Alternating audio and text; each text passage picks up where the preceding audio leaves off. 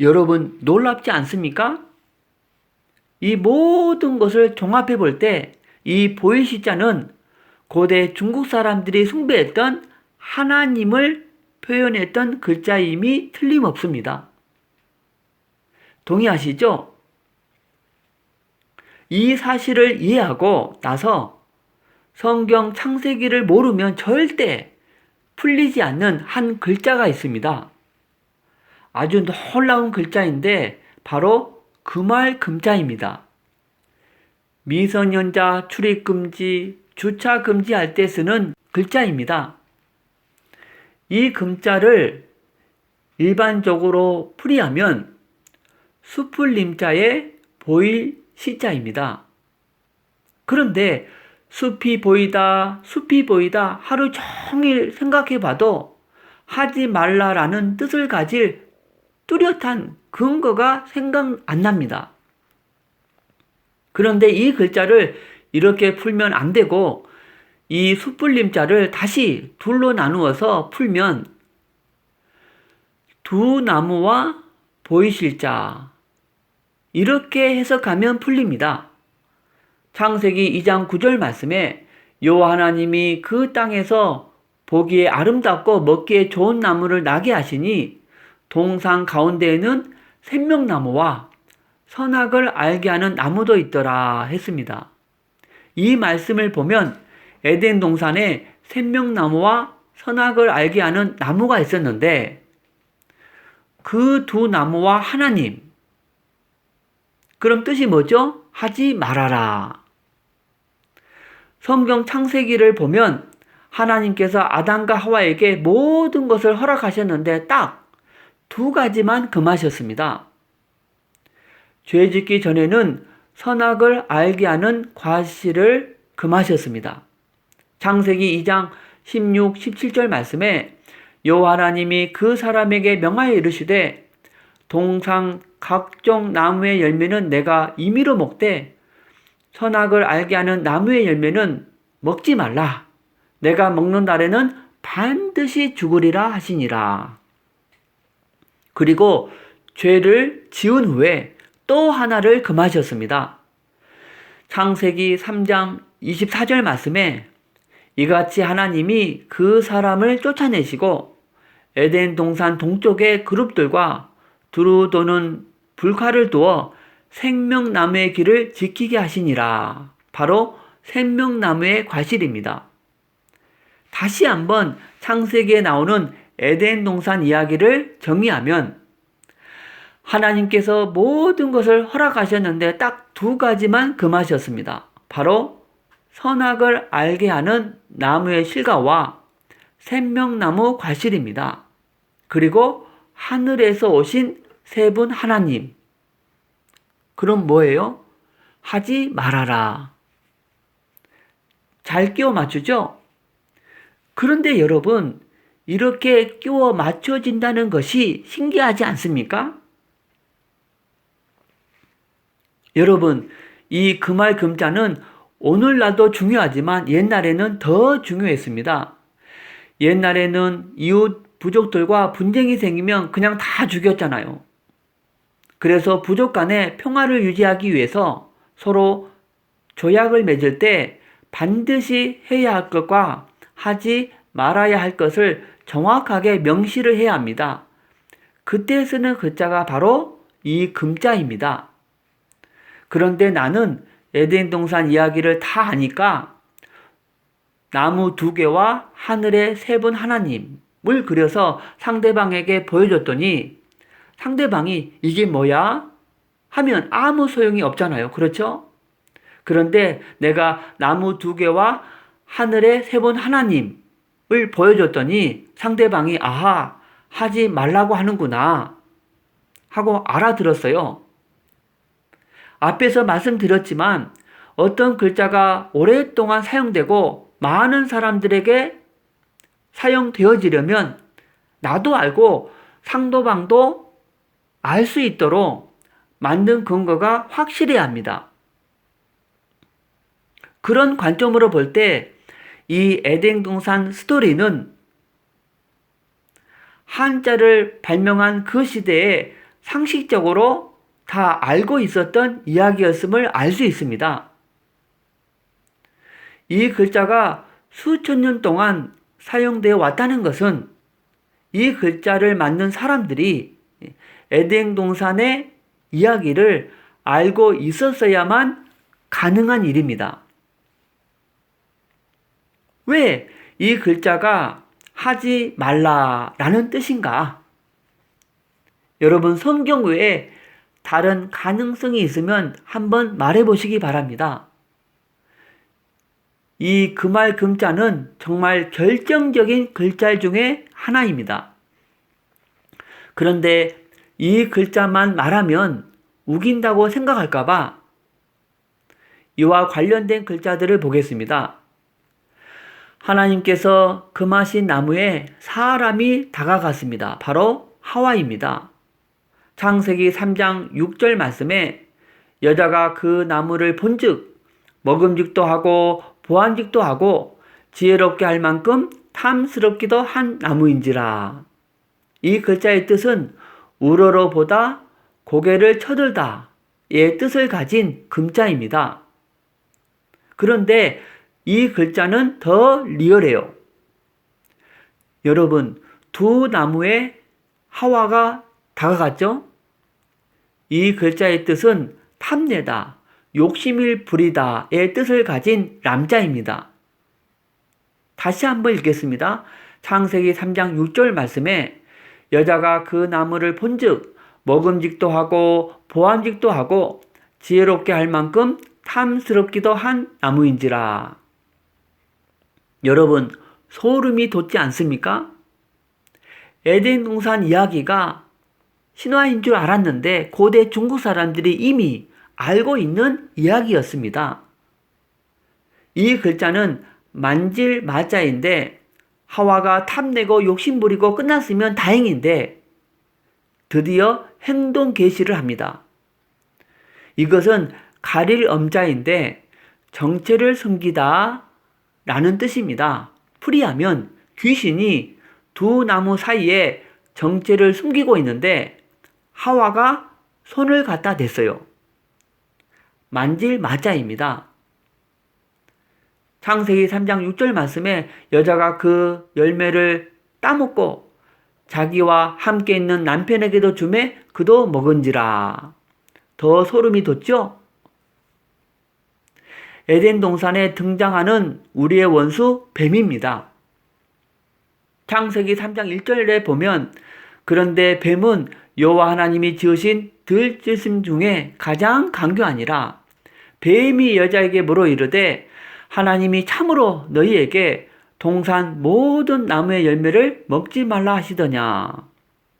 강교한 뱀. 뱀이 하와를 유혹하는데 계시록 12장 9절에 보면 뱀의 정체가 나옵니다.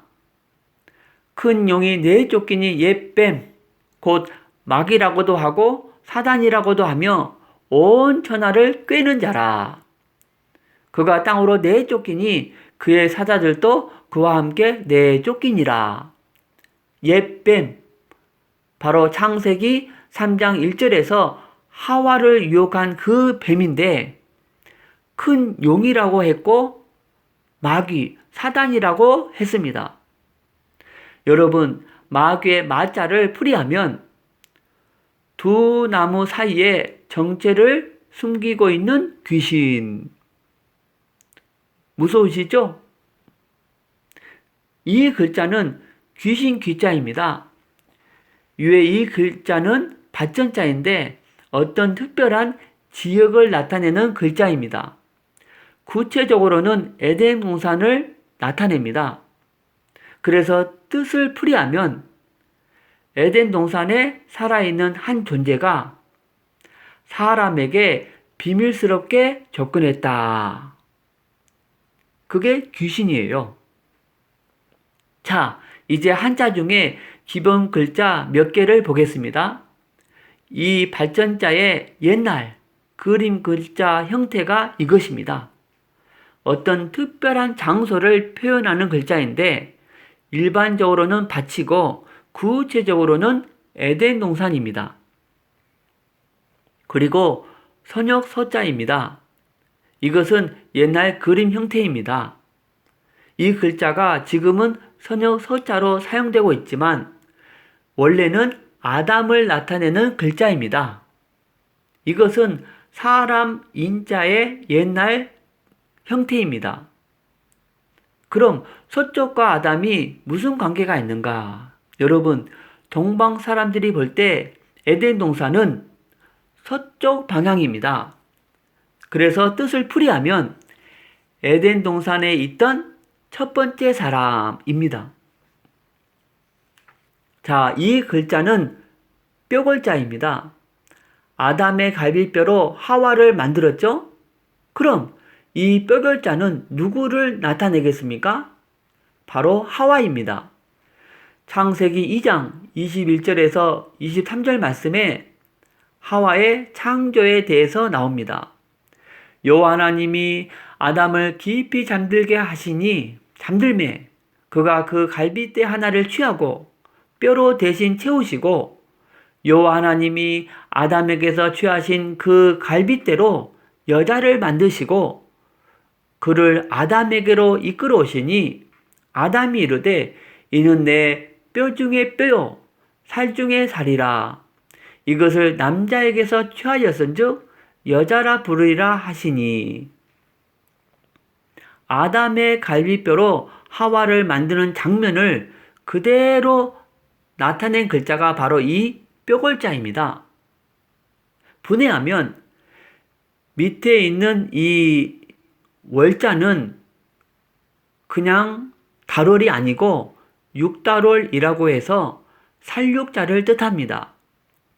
그리고 이것은 덮을 멱자인데 덮다, 테두리, 채우다의 뜻이 있습니다. 풀이하면 아담의 가슴 안쪽에서 뭔가를 꺼내고 살로 대신 채우고 덮었습니다. 그럼 꺼낸 것이 뭐예요? 뼈예요. 뼈로 만든 존재가 누구예요? 하와입니다. 잘 끼워 맞추죠? 그런데 여러분, 이렇게 풀이될 수 있는 모양을 갖고 있다는 것이 신기하지 않습니까? 그렇죠? 만약 나보고 뼈 골자를 만들라고 하면 개 뺐다고 하나 그릴 것입니다. 그런데 이 글자는 뼈의 모양을 그린 것이 아니고 이야기를 담고 있는 글자입니다. 참고로 퀴즈를 드리겠습니다. 아담의 갈비뼈를 꺼내서 하와를 만들었는데 오늘날 남자들의 양쪽 갈비뼈의 개수가 똑같을까요? 다를까요? 옆에 있는 분과 상의해 보시기 바랍니다. 1번 똑같을 것이다. 2번 다를 것이다. 3번 잘 모르겠다. 여러분, 이 우주의 원리와 법칙과 질서는 하나님이 정하셨습니다. 그럼 과학은 무엇인가? 바로 하나님이 주신 지혜로 하나님이 정하신 원리와 법칙과 질서를 정확하게 밝혀내는 것입니다. 하나님이 창조하신 원리와 법칙과 질서를 모르면 미신이나 맹신 그리고 불신이 생깁니다. 그 대표적인 예가 바로 이 갈비뼈 이야기입니다. 아담의 갈비뼈로 하와를 만들었기 때문에 아담의 갈비뼈는 하나 없어야 한다. 이것은 틀린 생각입니다. 오히려 똑같아야 과학적입니다. 왜냐하면 사람은 DNA가 유전되는 것이지 몸의 상태가 유전되는 것이 아니기 때문입니다. 아담의 갈비뼈를 꺼냈다고 해서 DNA가 변하는 것은 아닙니다. 맞죠? 현재 남자들의 갈비뼈 양쪽 개수가 똑같아도 성경이 틀린 것이 아닙니다. 또 참고로 아담의 갈비뼈를 꺼낼 때 깊이 잠들게 했다고 했죠? 그럼 전신 마취의 시조가 누구입니까? 바로 하나님이십니다. 또 퀴즈 드리겠습니다. 아담의 갈비뼈로 하와를 만들었다는 말이 과학적입니까? 비과학적입니까? 참 과학적인 이야기입니다. 인간 복제 여러분 들어보셨죠? 오늘날 과학자들이 연구하고 있는 인간 복제의 원리가 뭐냐면 몸에 있는 줄기세포 하나를 떼어내서 잘 분열시키면 나와 똑같은 사람을 만들 수 있다는 원리입니다. 과학자들이 사람 몸의 일부를 떼어내서 또 하나의 사람을 만들 수 있다고 연구하고 있잖아요. 아담 갈비뼈를 꺼내서 여자를 만든 이야기는 바로 아담 몸의 일부를 떼어내서 또 하나의 사람을 만들었다는 이야기입니다. 오늘날 과학자들이 증명해 가고 있는 인간 복제의 원리와 같습니다. 그럼 인간 복제의 시조가 누구예요? 현대 과학이 먼저가 아니고 하나님께서 이미 하신 일입니다. 인간도 사람의 일부를 떼어내서 또 하나의 사람을 만들 수 있다고 말하는데 하물며 전능하신 하나님께서 갈비뼈로 사람을 못 만들겠습니까? 지혜와 능력의 문제이지 원리적으로 말하면 불가능한 것이 아닙니다. 성경에 기록된 내용이 틀린 것이 없어요. 오히려 과학이 발달하면서 성경 내용이 맞다는 것을 증명하고 있습니다. 저는 거꾸로 무슨 생각을 했냐면 왜 이렇게 많이 떼어내셨을까?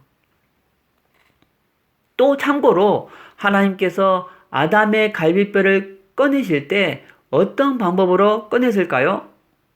이런 거 생각 안 해보셨죠? 예를 들어보겠습니다.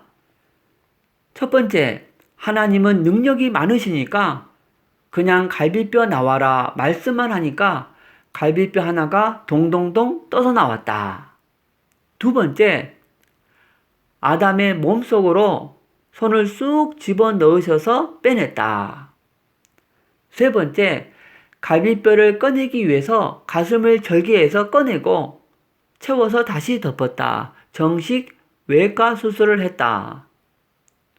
자, 이 셋 중에서 어느 것이 맞는지 옆에 분과 상의해 보시기 바랍니다. 정답은 저도 모릅니다. 그런데 여러 가지 정보를 종합해 볼 때 세 번째일 가능성이 높습니다. 왜냐하면 그 근거가 한자 속에 있어요. 말씀에 살로 대신 채우고 덮었다 라고 했죠. 여러분, 덮었다는 것은 먼저 열었다는 말입니다. 그렇죠? 그런데 더 확실한 증거는 아담의 고백입니다. 이는 내 뼈 중에 뼈요, 살 중에 살이로다 하면서 소유권을 주장합니다. 여러분, 아담은 전신 마취를 해서 완전하게 잠들었기 때문에 자기가 잠들어 있는 동안 어떤 일이 일어났는지 전혀 알지 못합니다. 그런데 깨서 보니까 옆에 여자가 있잖아요.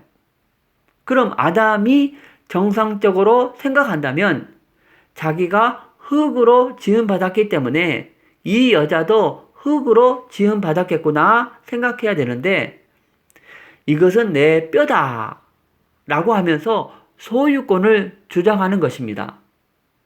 제가 그 이유를 생각해 보니까 아마 이런 상황인 것 같습니다. 아담이 잠들었다가 일어나 보니까 옆에 여자가 있어요. 그런데 감탄할 틈도 없이 옆구리가 욱신욱신 쑤시는 거예요. 대수술을 했는데 안 쑤시겠습니까? 그렇죠? 그래서 아래를 내려다 보니까 뭔가 꺼낸 자국이 있어요. 그래서 이상하다 싶어서 위에서부터 띠리링 튕겨보니까 하나가 비어요. 그래서 아담의 합리적인 결론이 뭐겠어요?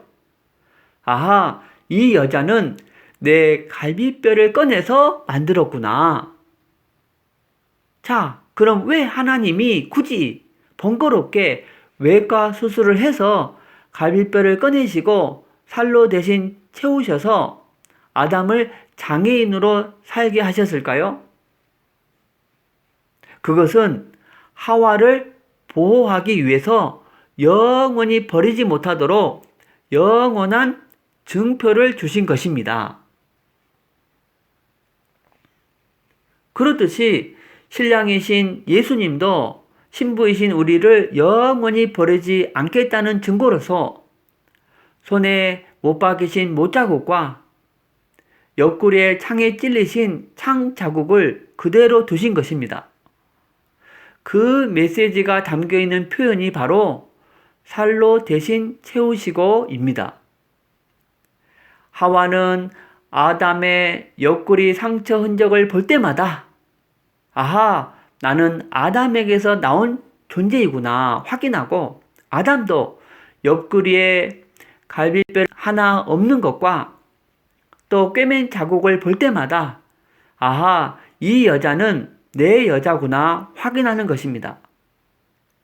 그렇듯이 우리는 천국 가서 예수님의 못자국과 창 자국을 볼 때마다 아하, 내가 구원받은 것은 내 행위가 좋아서가 아니고 전적인 예수 그리스도의 은혜이다 라고 되새기게 되고, 예수님도 자신의 손에 못 자국과 옆구리에 창 자국을 볼 때마다 아하, 아무개는 내가 내 핏값을 지불하고 산 사람이 있구나 확인하게 되고, 하나님도 예수님의 못 자국과 창 자국을 볼 때마다 그래, 그리스도가 아무개 대신 지옥 형벌을 받았기 때문에 아무개는 천국에서 누릴 자격이 있어 하면서 하나님의 공의를 만족시켜 주는 것입니다.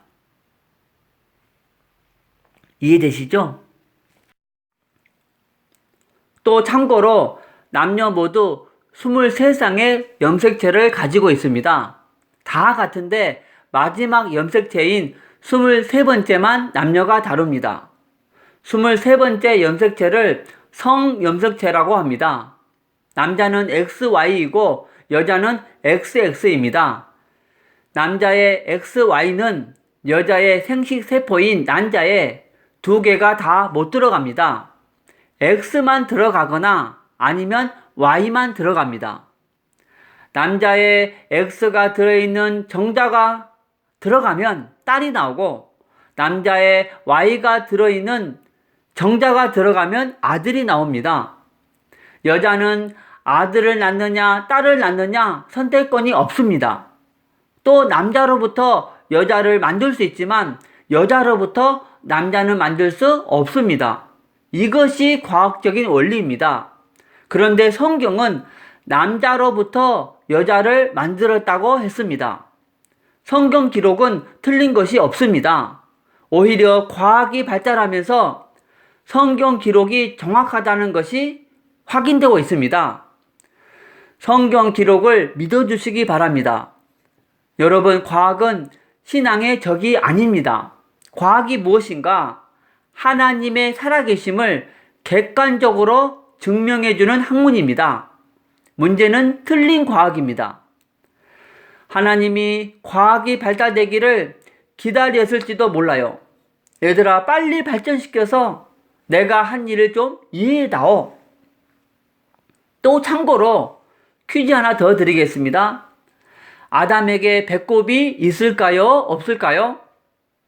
저도 안 봐서 모릅니다. 그런데 합리적으로 생각해보면 없었을 것 같습니다. 왜냐하면 과학적이라는 말은 원인과 결과가 명확하다는 말입니다. 그런데 여러분, 배꼽이 존재하는 원인이 뭐죠? 바로 탯줄 자국입니다. 그런데 아담은 태로부터 나온 존재가 아니잖아요. 그래서 탯줄이 있어야 될 이유가 없어요. 그렇죠? 그래서 아담은 배꼽이 없었을 것 같아요. 저도 천국 가면 확인을 해봐야 합니다. 아담을 만나면 저 잠깐 실례하지만, 그런데 아담은 배꼽이 없는 상태가 더 유리해요. 왜냐하면 지금도 진화론 자들이 많지만 아담 시대 때도 무신론 자들이 많이 있었을 거예요. 아담의 후손 중에 아담 할아버지는 미쳤어. 본인이 흙에서 지음받았대. 하면서 창조를 안 믿는 후손들이 있지 않았겠습니까? 그럼 그런 후손들을 어떻게 해야 합니까? 잡아다가 야, 임마 볼래 하면서 아담의 배를 보여주는 것입니다. 아담에게 배꼽이 없다는 것은 직접 창조되었다는 강력한 객관적인 증거잖아요. 그렇죠? 그래도 안 믿으면 옆에서 하와가 나도 없다 하면서 확인을 줄 거예요. 아담과 하와의 배꼽 없는 것을 보고도 안 믿는 사람은 정말 방법이 없는 사람입니다. 그렇듯이 오늘날에도 하나님을 안 믿는 중국 사람들이 많습니다. 어떻게 하면 되겠습니까? 바로 오늘 들은 한자들을 소개해 주는 것입니다. 한자 속에 성경 창세기의 내용들이 많다는 것을 알려주는 것입니다.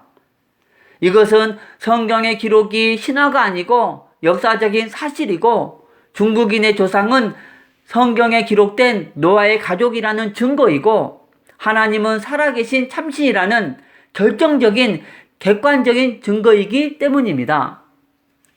이 중국 한자와 성경 강의를 듣고도 안 믿는 사람은 정말 방법이 없는 사람입니다.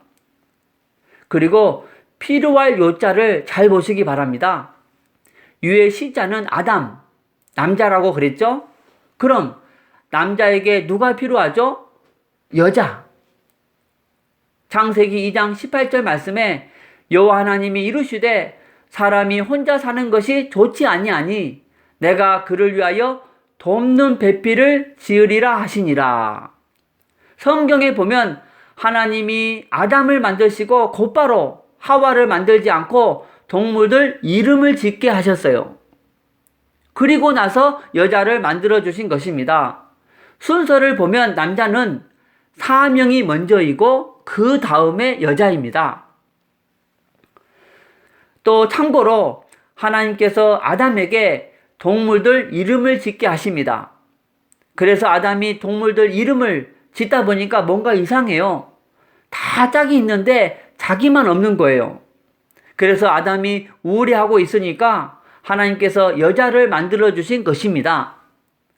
창세기 2장 18절 말씀에 보니까 여호와 하나님이 이르시되 사람이 혼자 사는 것이 좋지 아니하니 내가 그를 위하여 돕는 배필을 지으리라 하시니라. 자, 여러분, 여자가 창조된 목적이 뭡니까? 돕는 배필, 바로 남자를 돕는 배필입니다. 동의하십니까? 여러분, 여성 해방론자들이 가장 싫어하는 성경 구절이 바로 이 구절입니다. 왜 남자가 주연이고 여자는 조연이냐? 여자도 얼마든지 주연이 될 수 있다. 이런 생각입니다. 그런데 그것은 돕는다는 의미를 모르기 때문에 그렇게 오해하는 것입니다. 여러분, 제가 설명하는 돕는다는 개념을 잘 들으면 오해가 풀릴 것입니다. 자, 질문 드리겠습니다. 자, 여러분, 똘똘한 사람이 띨띨한 사람을 돕습니까? 아니면 띨띨한 사람이 똘똘한 사람을 돕습니까? 바로 똘똘한 사람이 띨띨한 사람을 돕습니다. 맞죠? 만약 띨띨한 사람이 도와주면 일이 더 꼬입니다. 그렇죠? 여러분, 돕는다는 것의 정확한 개념은 성숙한 사람이 미숙한 사람을 돕는 것이고 넉넉한 사람이 부족한 사람을 돕는 것이고 힘이 센 사람이 힘이 약한 사람을 돕게 되어 있는 것입니다. 또 생각해 보세요. 하나님이 6일 동안 창조하실 때 뒤로 갈수록 점점 더 놀라운 작품이 나왔습니다. 그렇죠? 모든 창조물 중에 마지막 작품이 인간이에요. 그 중에 제일 마지막 작품이 뭐예요? 바로 여자예요. 그래서 여자는 하나님 창조의 걸작품이다. 그래서 아주 작은 것이라도 남을 도와주면 거기에서 무엇과도 바꿀 수 없는 기쁨과 보람을 느끼도록 하나님께서 창조하셨습니다. 왜 공부를 잘해야 합니까? 왜 좋은 대학에 가야 합니까? 왜 돈을 많이 벌어야 합니까? 질문하면 대부분이 남보다 더 성공해서 더 잘 살려고 라고 대답합니다. 그러나 그것은 잘못된 생각입니다. 올바른 생각은 바로 다른 사람을 더 많이 돕기 위해서입니다. 더 많은 사람을 더 잘 돕기 위해서 더 열심히 공부하고 더 많이 돈을 벌어야 하고 더 성공해야 합니다. 이것이 분명해지면 돕는 사람은 도와서 기쁘고 도움을 받는 사람은 도움을 받으니까 기쁘고 행복한 사회가 되는 것입니다. 맞죠? 그래서 바보 온달과 평강공주, 이것이 성경적인 결혼의 모델입니다. 여러분, 이 돕는다는 원리를 제대로 이해하고 순종하면 교회의 여러 문제들이 해결됩니다. 특히 교회 안에 결혼 안 한 자매들이 많잖아요. 그런데 교회 다니다 보면 자꾸만 남자에 대한 기준이 높아져요. 그런데 그것은 잘못된 생각입니다. 결혼 안 한 분들 주변을 한번 쓱 돌아보시면서 어디 띨띨한 남자 없나 찾아보시기 바랍니다. 여자가 언제 지혜로워지느냐? 바로 띨띨한 남자를 돕다가 더 지혜로워지는 것입니다. 여자는 혼자 내버려두면 어리석어집니다. 반드시 옆에 띨띨한 남자가 있어야 합니다. 띨띨한 남자를 잘 도와주면서 자기도 더 지혜로워지는 것입니다. 하나님이 그런 원리로 여자를 만들었습니다. 이 글자는 짝질 배자입니다. 배필이 뭐냐면 아담으로부터 나온 또 하나의 자기입니다. 성경 창세기 2장 24절 말씀에 이러므로 남자가 부모를 떠나 그의 아내와 합하여 둘이 한 몸을 이룰지로다 라고 했습니다. 부부는 둘이 아니라 하나라고 했습니다. 이 글자는 짝필자인데 가둘 해자의 어진 사람인자입니다. 감추어져 있는 사람이라는 뜻입니다. 여러분, 하와는 원래 아담의 갈비뼈였기 때문에 숨겨져 있던 존재였습니다. 그렇죠? 그것을 꺼내서 배필을 만든 것입니다. 그런데 여러분, 이 인자는 사람 인자가 아니고 어진 사람 인자입니다. 영어로는 모추럴인데 성숙한이라는 뜻입니다. 성숙한의 반대말은 미숙한, 아마추어죠? 그런데 사람 인자가 아니고 어진 사람 인자인 이유가 있습니다. 그것은 하나님께서 하와를 만들 때 아기를 만든 것이 아닙니다. 여러분, 아담이 기절했다가 일어나 보니까 옆에 아이가 울고 있다면 얼마나 황당하겠습니까? 그렇죠? 그리고 몸은 성숙한 여인인데 바보더라. 이것은 더 심각한 문제입니다. 그런데 하나님께서 하와를 만들 때 몸도 정신도 생각도 성숙한 존재로 만드셨습니다. 마치 컴퓨터를 팔 때 프로그램을 다 깔아놓고 파는 것과 같습니다. 그러므로 부모님들은 딸을 시집 보내기 전에 외형적인 것만 신경 쓰지 말고 시댁 식구들을 대하는 예절, 그리고 밥 짓는 방법, 반찬 만드는 방법, 집안일 하는 방법, 남편과의 관계, 부부 생활 등등 신경 써서 자세히 가르쳐서 시집 보내야 합니다. 동의하십니까? 그 다음에 어찌, 무엇 마자입니다. 분해하면 뼈 골자의 마자입니다. 풀이하면 귀신이 두 나무에 정체를 숨기고 있는데 하와가 다가가서 이건 뭐예요? 저건 뭐예요? 자꾸 물어보는 것입니다. 그렇죠? 원래는 누구한테 물어봐야 되죠? 하나님 혹은 아담에게 물어봐야 하는데 엉뚱하게 귀신에게 물어보고 있어요. 그 다음에 하와를 상징하는 뼈글자와 실과 괄자입니다. 구체적으로는 바로 선악을 알게 하는 나무입니다. 풀이하면 하와가 선악을 알게 하는 나무에 다가갔어요. 뜻이 비틀어질 과자입니다.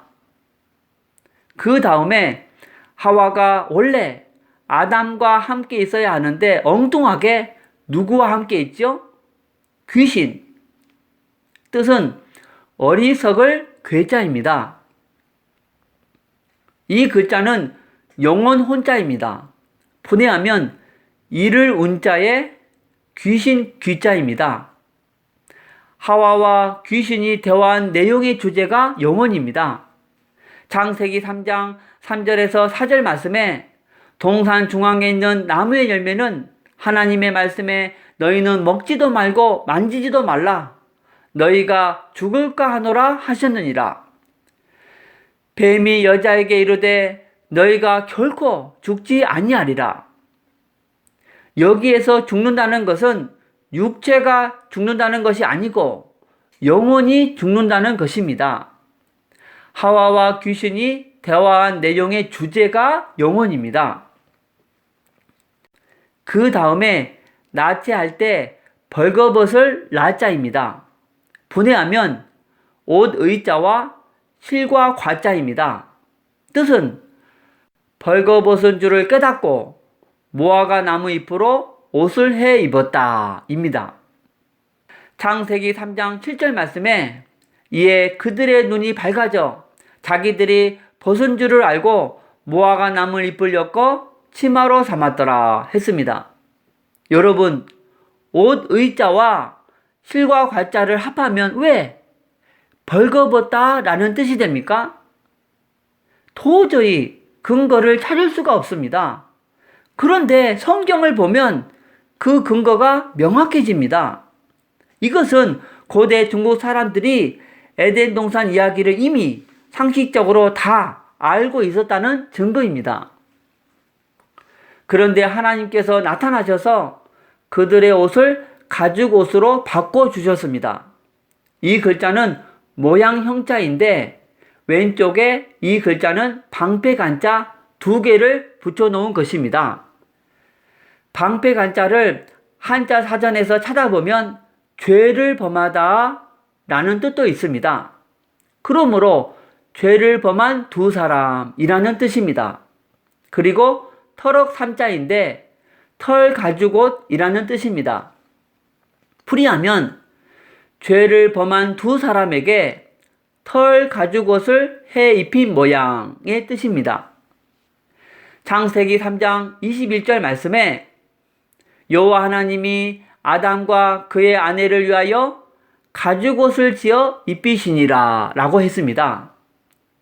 여러분, 벌거벗을 날짜는 무화과 나무 잎을 예표하고 모양 형자는 가죽옷을 예표하는데 무화과 나무 잎을 엮어 치마를 한 것은 인간이 자기의 죄를 해결하기 위해서 스스로 노력하는 종교를 예표하고 가죽옷은 너희 방법으로는 죄를 씻지 못한다. 오직 내 방법으로만이 너희 죄를 씻을 수 있는데 내 방법은 누군가가 너희 죄값을 지불하기 위해서 피를 흘리고 죽어야지 너희의 죄가 영원히 해결될 수 있다는 것을 가르쳐주는 복음을 예표합니다. 그래서 벌거벗을 날짜는 인간 스스로 어떻게 해서든지 구원을 받아보려고 발버둥 치는 종교를 나타내고 모양 형자는 오직 예수 그리스도의 피를 통해서만이 죄를 씻을 수 있다는 복음을 나타내주는 글자입니다. 이 글자는 나타날 현자입니다. 왕자의 볼견자입니다. 볼견자 밑에 어진 사람 인자가 있는데 풀이하면 왕께서 나타나셔서 눈으로 죄를 지은 사람을 보신다 입니다. 그 다음은 보일시자입니다. 분해하면 보일실자의 볼견자입니다. 풀이하면 하나님께서 눈으로 죄를 지은 사람을 보신다 입니다. 이 글자는 숨다, 비키다 라는 뜻을 가진 타자인데 분해하면 몬심자의 바로 고자의 나무 목자입니다.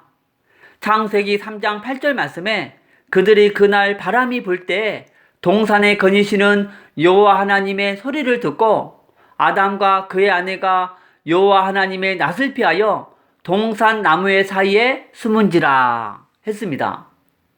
아담과 하와가 어디에 숨었어요?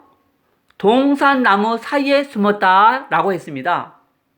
그래서 몸이 곧 나무다. 몸이 나무의 숨은 모습을 나타내는 글자입니다. 또 나무 뒤에 숨어있는 아담과 하와가 하나님 앞에 나오는 장면이 한자 속에 있습니다. 이것을 나타내주는 글자가 올레자인데 잘 보세요. 나무 뒤에서 두 사람이 나오고 있는 모습. 잘 끼워 맞추죠? 그런데 여러분, 이렇게 끼워 맞춰준다는 것이 신기하지 않습니까? 이 글자는 망령스럽게 말하다 라는 뜻을 가진 겹자인데 두 사람이 하나님 앞에 나와서 어떻게 하다가 망했죠? 누구 때문에 하다가 망했어요. 그것을 나타내주는 글자가 이 겹자입니다. 보세요. 이 글자는 나무 목자가 아니고 큰 대자입니다. 풀이하면 두 사람이 크신 분 앞에서 망령스럽게 말하다 라는 뜻입니다. 나오자마자 저희들이 죽을 죄를 지었사옵니다. 회개했다면 용서받을 수도 있었을 텐데 회개하지 않고 서로 죄를 전가하다가 망했어요. 창세기 3장 11절에서 13절 말씀에 이르시되 누가 너의 벗었음을 내게 알렸느냐? 내가 내게 먹지 말라 명한 그 나무 열매를 내가 먹었느냐? 아담이 이르되 하나님이 주셔서 나와 함께 있게 하신 여자 그가 그 나무 열매를 내게 주므로 내가 먹었나이다. 여호와 하나님이 여자에게 이르시되 내가 어찌하여 이렇게 하였느냐? 여자가 이르되 뱀이 나를 꿰므로 내가 먹었나이다. 여러분, 죄를 지으면 핑계대지 마시고 바로 회개하시기 바랍니다. 이 글자는 초나라 초자인데 원래의 뜻은 슬픔, 아픔입니다. 분해하면 두 나무와 짝필자입니다. 풀이하면 아담의 입장에서 보면 에덴 동산의 두 나무와 자기의 아내만 생각하면 신경질이 나는 거예요. 왜냐하면 현재 슬픔과 아픔의 원인이 이 두 가지이기 때문입니다. 그렇죠? 하여튼 성경대로 하면 한자가 쉽게 풀립니다. 그 다음에 외국어를 배울 때 가장 먼저 배우는 것이 오다, 행하다, 앉다, 쫓다 이런 기본 글자입니다. 그런데 해당하는 한자를 모아보면 한 가지 공통점이 있습니다. 바로 항상 두 사람이에요. 항상 두 사람이 오고 두 사람이 행하고 두 사람이 앉고 두 사람이 쫓고 누구와 누구입니까? 바로 아담과 하와입니다. 이것은 고대 중국 사람들 사이에 에덴 동산에서 쫓겨난 아담과 하와의 이야기가 모든 대화의 주제였음을 알 수 있습니다. 그 다음에 죄라는 글자입니다. 무엇이 죄인지 이 글자에 잘 나타나 있습니다. 분해하면 올가미 망자의 안일 비자입니다. 올가미 안에 있다는 것은 고정되어 있다는 것인데 하나님의 말씀이 고정되어 있지 않습니까? 그 고정된 하나님의 말씀에 대한 부정, 이것이 죄입니다. 죄를 성경 원어로 해석하면 관역에서 벗어나다 라는 뜻입니다. 그럼 무엇이 관역인가? 바로 하나님의 말씀입니다. 바로 말씀에서 벗어난 것이 죄입니다. 여러분, 죄의 기준은 사람의 도덕적 행위에 있지 않고 하나님이 하신 말씀에 있습니다. 여러분, 왜 살인이 죄입니까? 살인하지 말라고 말씀하신 하나님의 말씀을 어겼기 때문에 죄인 것입니다. 자, 아주 중요한 퀴즈를 내겠습니다. 여러분, 아담과 하와가 선악과를 따먹고 죄를 지었죠? 그럼 도대체 죄가 언제부터 시작되었습니까? 1번, 선악과를 탐냈을 때부터 죄다. 2번, 따았을 때부터 죄다. 3번, 먹었을 때부터 죄다. 4번, 먹고 나서 죄래요 하면서 시침이 뗐을 때부터 죄다. 옆에 분과 상의해 보시기 바랍니다. 앞에 이미 죄의 기준은 하나님의 말씀이다 라고 힌트를 드렸습니다. 정답은 3번입니다. 먹었을 때부터 죄입니다. 그러므로 하나님이 뭐라고 말씀하셨는지 아는 것이 중요합니다. 그런데 많은 사람들이 하나님이 뭐라고 말씀하셨는지를 몰라요. 그래서 성경을 많이 읽으시기 바랍니다. 하나님이 뭐라고 말씀하셨죠? 창세기 2장 17절 말씀에 선악을 알게 하는 나무의 열매는 내가 먹지 말라. 내가 먹는 날에는 반드시 죽으리라 하시니라. 먹지 말라 말씀하셨습니다. 그런데 여러분, 이 말씀을 그대로 나타내주는 글자가 바로 시작하다라는 시자입니다. 그럼 무엇의 시작을 나타냅니까? 바로 죄의 시작을 나타내는 글자입니다. 옛날 그림 글자가 더 리얼해요. 여자 입안에 뭔가 들어가 있어요. 바로 선악과입니다. 이것이 죄이고 죄의 시작입니다. 이 글자는 잡을 날짜입니다. 하와가 손을 들어서 또 하나를 잡았어요. 창세기 3장 6절 말씀에 여자가 그 열매를 따먹고 자기와 함께 있는 남편에게도 주매 그도 먹은지라. 그 다음에 이 글자는 사건 안자입니다. 이 위에 있는 글자는 편안할 안자입니다. 위에 이 부수 글자는 집을 의미하는데 위에 있는 이 삐침은 소유권을 의미합니다. 그래서 주인 주자 위에도 이 삐침이 있지 않습니까? 그리고 덮을 멱자입니다. 그러므로 이 부수 글자는 소유권이 있는 덮개, 바로 집을 의미합니다. 그래서 사건 안자를 풀이하면 여자가 집에 있을 때, 다시 말해서 하와가 에덴 동산에 있을 때는 평안했습니다. 그런데 선악을 알게 하는 나무 때문에 사건이 발생했다.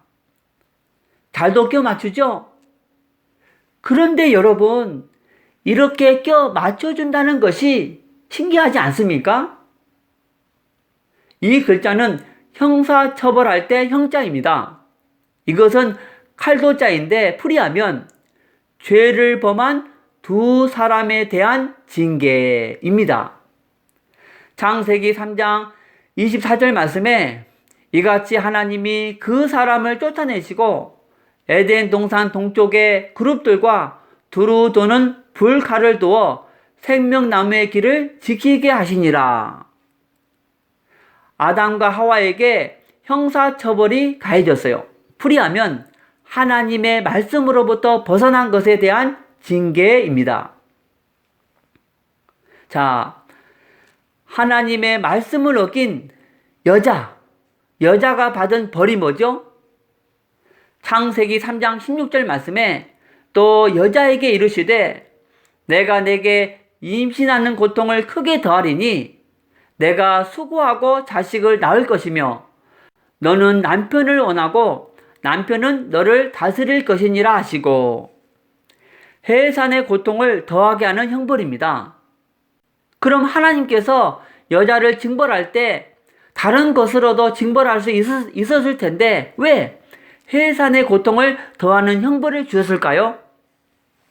그것은 우리에게 피를 통해서만이 생명을 얻을 수 있음을 가르쳐 주기 위해서입니다. 성경 히브리서 9장 22절 말씀에 율법을 따라 거의 모든 물건이 피로서 정결하게 되나니 피 흘림이 없은즉 사함이 없느니라. 사람마다 삼생이 있습니다. 일생은 모태에서의 10달이고 이생은 지금 이 땅에서의 70년, 80년이고 삼생은 죽어서 가는 영원한 세계입니다. 일생은 단지 이생을 준비하는 기간에 불과하며 이생은 단지 삼생을 준비하는 기간에 불과합니다. 그럼 일생에 있는 태아가 어떻게 이생의 생명을 얻을 수 있습니까? 바로 어머니의 해산의 피 흘림을 통해서입니다. 피를 통과하지 않고는 절대 이생의 생명을 얻을 수 없습니다. 그럼 이생에 있는 우리는 어떻게 삼생의 생명을 얻을 수 있습니까? 바로 예수 그리스도의 십자가의 피를 통과할 때입니다. 예수 그리스도의 십자가의 피를 통과하지 않고는 절대 영원한 생명을 얻을 수 없습니다. 그럼 왜 다른 종교를 통해서는 구원을 받을 수 없는가? 그것은 다른 종교는 나를 위해서 피를 흘리지 않았기 때문입니다. 피를 통과하지 않고는 절대 죄 사함을 받을 수 없습니다. 성경 히브리서 9장 22절 말씀을 다시 한번 읽겠습니다. 율법을 따라 거의 모든 물건이 피로서 정결하게 되나니 피 흘림이 없은즉 사함이 없느니라. 오늘 중국 한자와 성경 강의를 통해서 하나님은 살아계신 참신이심을 알게 되었습니다. 자, 그럼 어떻게 그 참신이신 하나님을 만날 수 있습니까? 여러분이 마지막 5분만 잘 들으시면 그 하나님을 만나게 됩니다. 지구상에 사는 사람이라면 다 문제를 가지고 살아갑니다. 어떤 분은 불면증, 우울증, 어떤 분은 가난, 사고, 질병, 사업의 실패, 도박, 실업, 술 중독, 담배 중독, 게임 중독, 또 어떤 집은 부부 문제, 자녀 문제로 고통당하고 죽으면 영원한 지옥불에 떨어집니다.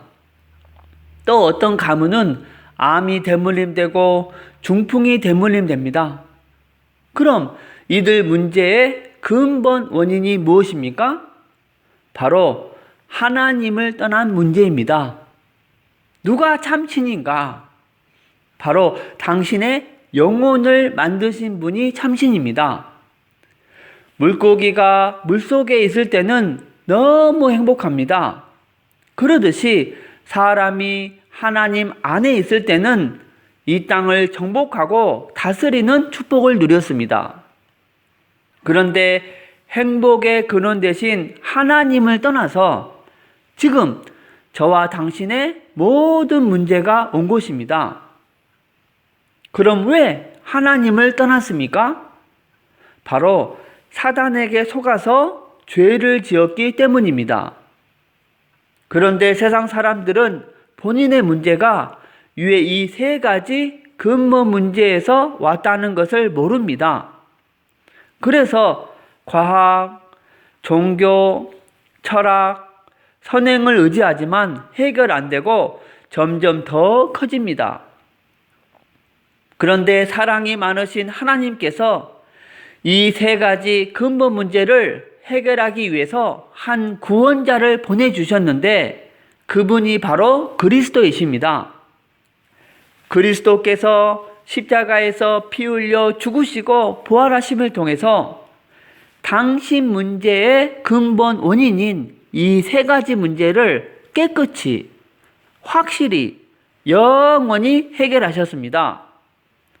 곧 만왕의 왕으로 마귀의 머리를 박살내시고 우리에게 자유를 주시고 참 제사장으로 우리의 원죄와 모든 죄를 씻어주시고 죄와 저주에서 해방시켜 주시고 참 선지자로 하나님 떠난 문제를 해결하시고 하나님 만나는 길이 되셨습니다. 그러므로 그리스도는 유일한 구원의 길이시며 모든 문제 해결자이십니다. 그럼 누가 이 위대한 그리스도이십니까? 바로 하나님의 아들로서 이 땅에 오신 예수님이 그 그리스도이십니다. 이제 그리스도께서 이 세 가지 근본 문제를 해결했는데 오직 예수님이 그리스도이심을 믿으면 이 6가지 문제에서 빠져나오고 하나님 자녀의 복, 성령 인도의 복, 기도 응답의 복, 천사 보호의 복, 사단을 물리치는 복, 천국 백성의 복, 복음 전하는 복을 받습니다. 이 복음을 마음에 믿고 입으로 시인하면 지금 이 축복을 받습니다. 저를 따라서 기도하시겠습니다. 하나님, 하나님만이 참신이심을 믿습니다. 하나님을 떠나서 내 마음대로 살았던 죄를 회개하오니 용서해 주세요. 그리스도께서 십자가에서 피 흘려 죽으시고 부활하심을 통해서 사단, 죄, 하나님 떠난 문제를 해결하셨는데 오직 하나님의 아들 예수님이 그리스도이심을 믿습니다. 지금 예수님을 마음속에 나의 주인으로 영접합니다. 진리의 성령께서 저의 인생을 인도하여 주옵소서. 저를 하나님 자녀 삼아 주신 것을 감사드리며 예수 그리스도 이름으로 기도드립니다. 아멘.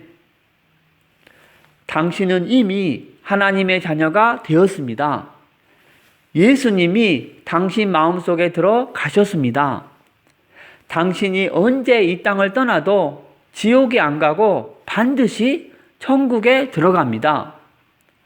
당신이 사는 목적은 오직 하나, 바로 이곳에 있는 영혼들을 이쪽으로 인도하는 것입니다. 그리고 일요일에는 반드시 교회 가서 예배를 드리시기 바랍니다. 그리고 일주일에 한 번은 꼭 성경을 공부하시기 바랍니다. 하나님은 당신을 사랑하십니다.